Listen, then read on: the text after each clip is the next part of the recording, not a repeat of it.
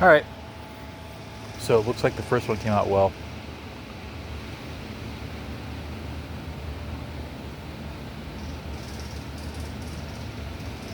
I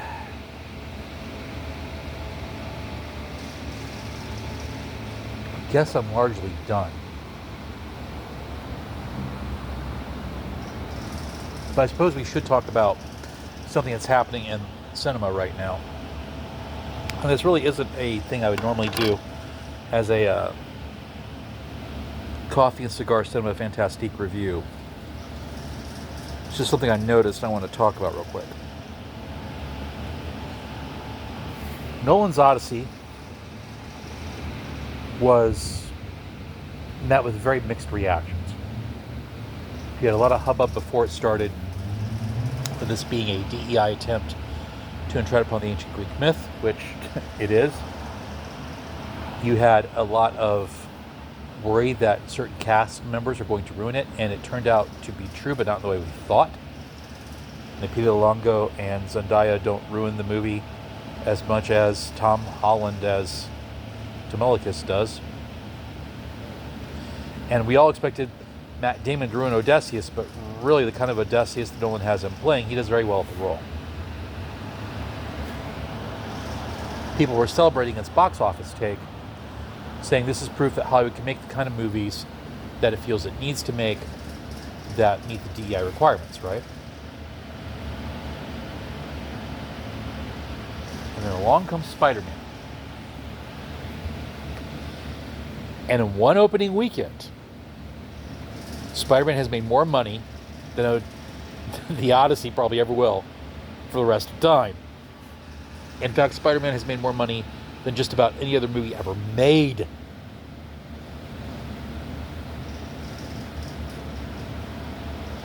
Stan the Tan Man Lee is up there with a big smile on his face right now.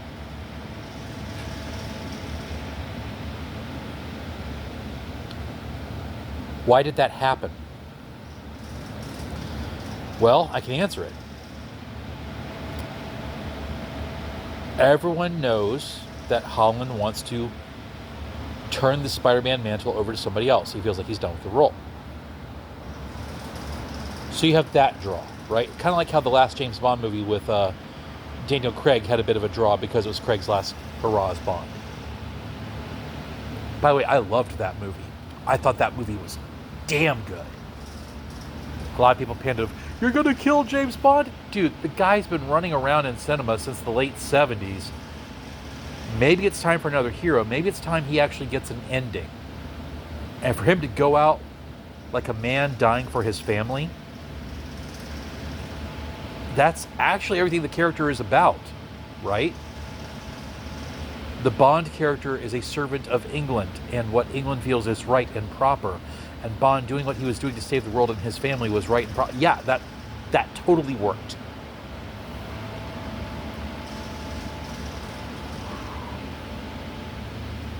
Spider-Man works because Holland's Spidey is so close to the Spidey of the comics. The only one who's actually closer is Tobey Maguire. And that's because Tobey played Peter Parker as such a goof, as such a lovable guy, right?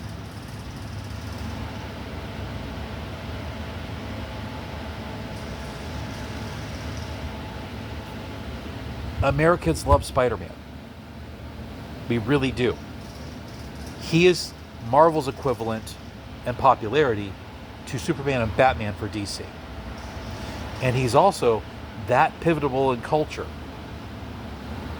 because he is something that Superman and Batman aren't.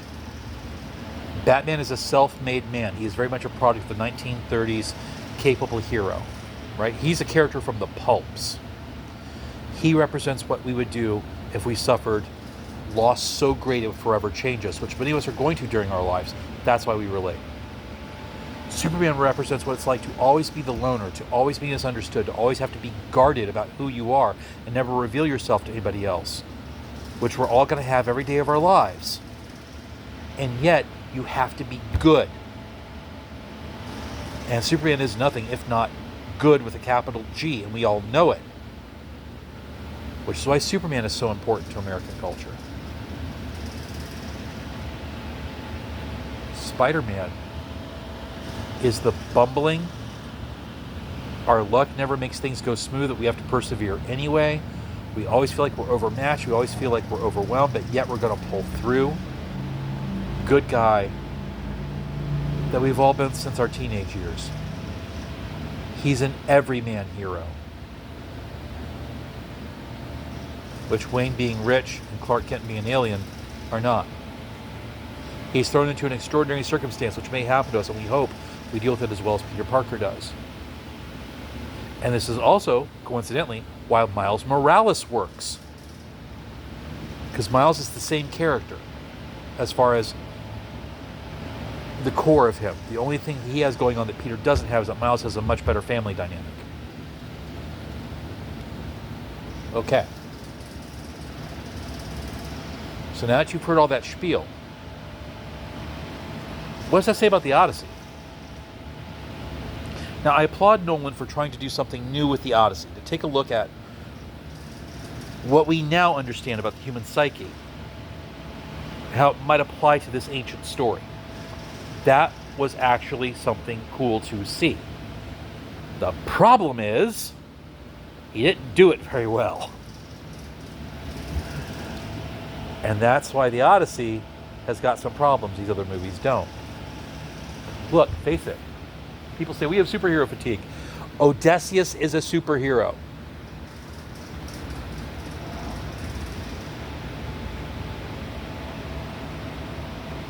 In fact, all the Greek heroes are superheroes. That's kind of the point. They were exceptional. They're somewhat beyond the normal ken. They're not quite gods, but they're definitely not normal mortal men. Bernthal's character even says, kill Odysseus? Who could kill a man like that? Right?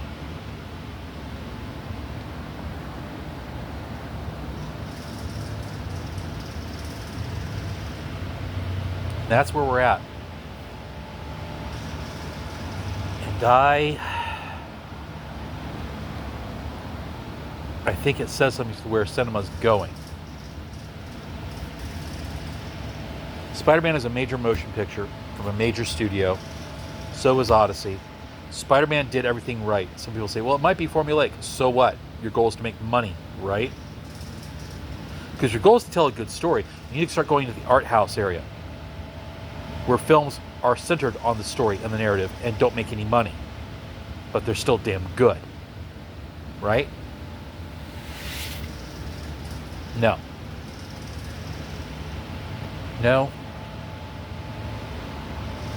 Major movie studios want to have a kind of social capital, and they want the money that comes along with that capital. And Odyssey's not getting it. Spider-Man will. Keep in mind that Spider-Man's also going to have the advantage of, in addition to ticket sales, you're going to have toy line buy-ins. You're going to have comic book buy-ins.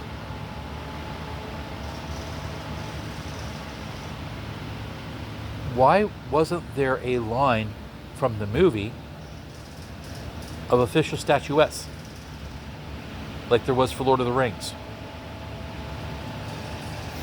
Why weren't there novels put out based on the movie script with movie production stills? That used to be a thing with novels for movies. I haven't seen it for Odyssey. At least not in the local bookstores down here. Well, I've seen plenty of versions of the Odyssey, Penguin Classics and whatnot, but nothing tying into Nolan's movie.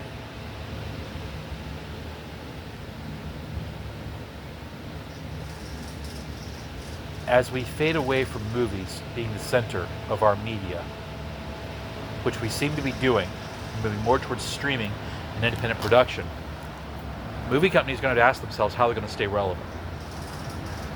Now, Spider-Man had that answer. Independent companies still don't have the monetary budget to produce a grand spectacle.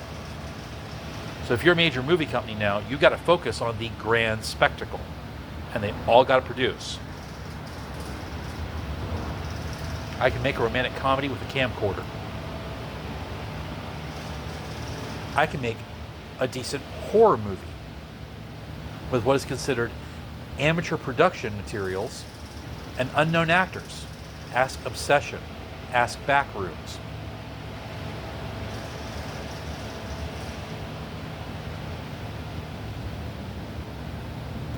We're about to enter an age where the B movie might slay the movie moguls.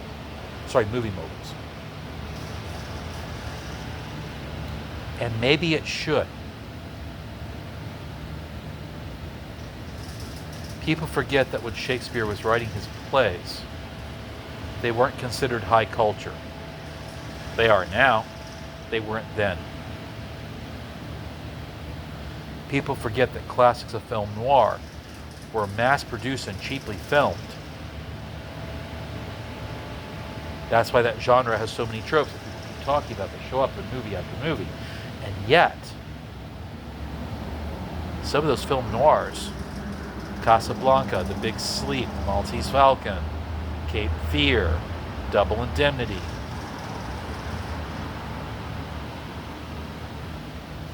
they're still with us, affecting our culture.